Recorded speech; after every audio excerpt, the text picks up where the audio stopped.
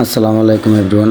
আমাদের কাজের ভিডিওগুলো যদি ভালো লাগে অবশ্যই চ্যানেলটা সাবস্ক্রাইব করে পাশে থাকবেন।